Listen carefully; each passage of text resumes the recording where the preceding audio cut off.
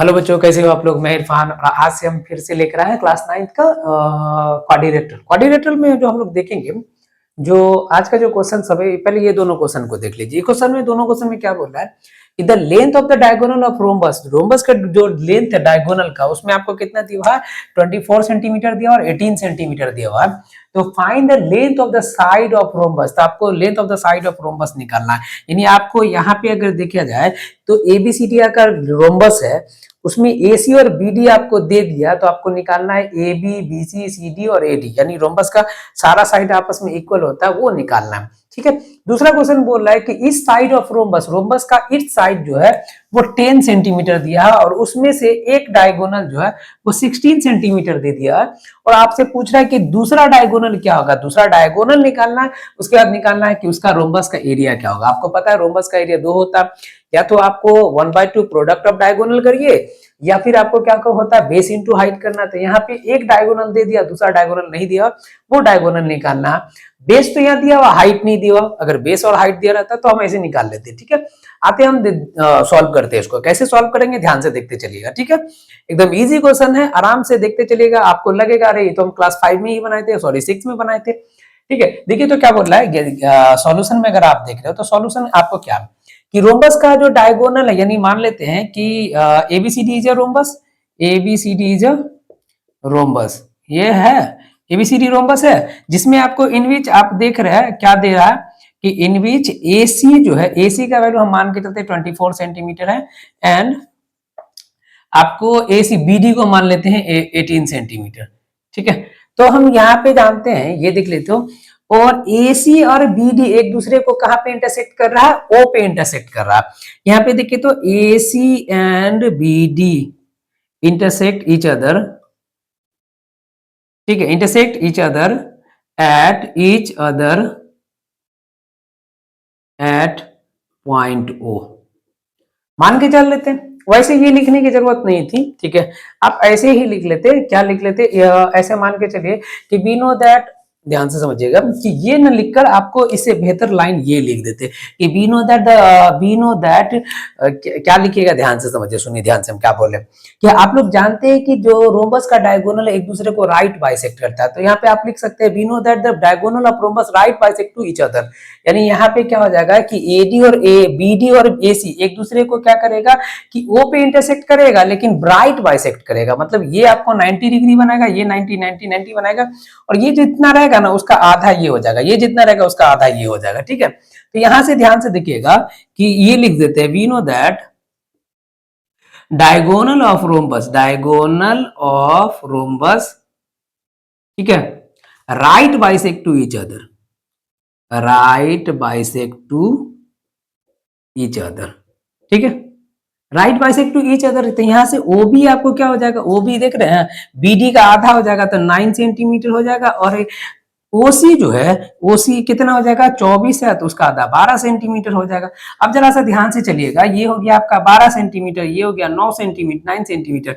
तो बीसी निकालना, यानी अब चलते हैं इन ट्रायंगल ओबीसी, ओबीसी। देखिए तो ओबीसी में अगर आप देख रहे हो तो बीसी आपका क्या हो जाएगा, बीसी आपका हाइपोटेनस हो जाएगा। हाइपोटेनस इक्वल टू क्या होता है, रूट ओवर क्या होता है परपेंडिकुलर का स्क्वायर प्लस बेस का स्क्वायर, किससे, पाइथागोरस ट्रिपलेट से। ये हो जाएगा ओसी का स्क्वायर प्लस ओबी का स्क्वायर। तो यहां से देखिए तो 12 का स्क्वायर, 12 सेंटीमीटर का स्क्वायर प्लस 9 सेंटीमीटर का स्क्वायर। ठीक है। 12 का स्क्वायर कितना होता है, वो होता है 144 सेंटीमीटर स्क्वायर, और 9 का हो जाता है 81 सेंटीमीटर स्क्वायर। अगर आप इन दोनों को देख रहे हो तो यहां से अगर आप देखिएगा तो यहाँ पे हो जाएगा आपको 225 हो जाएगा, है ना। यहां से देखिए तो ये कितना हो जाएगा, 4 1 5, ठीक है, 8 4 12 और 1 1 2, 225 सेंटीमीटर स्क्वायर, जो कि 15 का स्क्वायर रूट होता है। ठीक है। यानी ये आपको 15 निकल जाएगा, 15 15, यानी क्या हो जाएगा, साइड ऑफ रोम्बस, रोम्बस का साइड कितना निकल गया, रोम्बस का साइड आपका निकल गया 15 सेंटीमीटर। ये आपका आंसर हो जाएगा। ठीक है। या ध्यान से देख रहे हैं, हम आपको क्या बोले थे, बहुत ही इजी ही होता है। सिमिलरली ये क्वेश्चन भी वैसा ही है, इस क्वेश्चन को आप बना लीजिएगा। ठीक है। इस क्वेश्चन को हम बनाए, ये क्वेश्चन को आप बनाइएगा। क्यों, क्योंकि ध्यान से देखिएगा कि एक साइड आपको दे दिया, ठीक है, साइड दे दिया, एक रोम्बस का आपको डायगोनल दे दिया, 16 दे दिया, तो 16 का आता है, ये तो आप इसको 10 मान लीजिएगा, हिंट्स दे रहे हैं, आप बना लीजिएगा। ये तो आपका 10 हो गया, ठीक है, ये 10 हो गया, ये 16 है तो ये 8 हो जाएगा, तो 10 और 8 ये 100 हो जाएगा, तो ये आपका कितना वास, ये आपको 6 हो जाएगा, ठीक है, ये 6 है तो ये भी 6 यानी 12 हो जाएगा। हुआ कि नहीं हुआ? इस तरीके से आप इसको बना लीजिएगा, फिर इसका आंसर निकाल के आप हमको जरूर बताइएगा, ठीक है, इसको कमेंट में जरूर बताइएगा कि इसका आंसर कितना हो जाएगा सेकंड वाले का। फर्स्ट वाला हम बता दिए, सेकंड वाला आप बताइएगा। चलिए थर्ड क्वेश्चन पे आते हैं। अब फिर से वही करेंगे हम, एक हम बताएंगे, एक आप बनाइएगा। इस क्वेश्चन को अगर आप देख रहे हो, है ना, एक हम और एक आप, हाँ, एक तेरा एक मेरा, दो तेरा दो मेरा, ठीक है। इस क्वेश्चन को अगर आप देख रहे हो तो in a parallelogram if angle A जो है वो 2x + 5 25 डिग्री है और एंगल बी जो है 3x - 5 डिग्री है, find the value of x and the measure of each angle of parallelogram. वो एक बात याद रखिएगा, पैरेललोग्राम जो होता है ना, जैसे मान के चलिए कि एक पैरेललोग्राम बना लेते हैं, ठीक है, एक पैरेललोग्राम ऐसा बना लेते हैं, ठीक है, ध्यान से देखते चलिएगा। ये जो पैरेललोग्राम होता है ना, पैरेललोग्राम का एक नियम समझिएगा कि जो अपोजिट एंगल जो होते हैं ना वो अब हमेशा इक्वल होगा, यानी एंगल ए जो हो जाएंगे वो एंगल सी के इक्वल होगा, ठीक है, angle A equal to angle C और angle B equal to angle D. यानी क्या होता है कि opposite angle of parallelogram are equal, ठीक है। एडजेसेंट एंगल का जो सम होता है वो 180 डिग्री होता है। जैसे आप मान लीजिए angle A plus angle D कितना जगह 180 डिग्री हो जाएगा, उसी तरीके से angle A plus angle B की बात करेंगे, ये भी 180 डिग्री होगा, यानी एडजेसेंट एंगल ऑफ पैरेललोग्राम कितना होता है 180 डिग्री होता है। ध्यान से देखिएगा, तो वही बात यहाँ पे देख के चलिएगा कि अगर एंगल ए यह है तो बी तो एडजेसेंट ही होगा, क्योंकि ऐसा थोड़ी है कि अगर हम क्वाड्रिलेटरल बना रहे तो ए यहाँ हो जाएगा बी यहाँ होगा, ऐसा नहीं होता, वो रिदम में चलता है, ए यहाँ तो बी यहाँ होगा या तो यहाँ होगा, ए के बाद ही बी आएगा, यानी एक ढंग से चलेगा, ठीक है। तो यहाँ पे ये दोनों एक दूसरे का एडजेसेंट एंगल है। तो यहाँ से देखिएगा कि अगर आप दूसरा का सॉल्यूशन, पहला का सॉल्यूशन अगर आप देख रहे हो तो सॉल्यूशन में आप क्या देख रहे हो कि angle A plus angle B जो हो जाएगा 180 डिग्री होगा। क्यों? Adjacent angle of parallelogram, adjacent angle जो है adjacent sum of adjacent angle of parallelogram क्या होगा 180 डिग्री होता है। तो यहाँ पे लिख दीजिएगा sum of adjacent angle of parallelogram, adjacent angle of parallelogram is 180 degree, ठीक है। तो यहां से अगर आप देख रहे हो ए का वैल्यू आपको वो कितना है कि 2x + 25 डिग्री है, प्लस ये कितना हो जाएगा 3x - 5 डिग्री इक्वल टू कितना हो जाएगा, यहां से आपको हो जाएगा 180 डिग्री।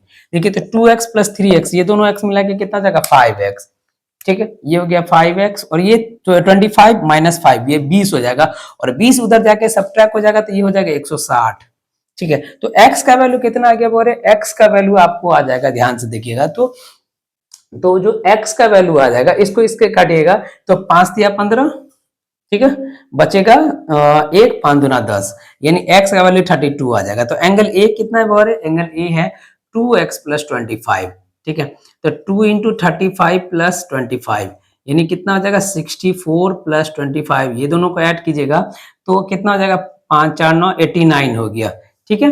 और ये एंगल बी जो होगा वो एंगल बी कितना हो जाएगा वो 3x - 5 है, यानी 3 × कितना है जी 3 × 32 - 5, ये कितना होगा 6 और 9 - 5, ठीक है।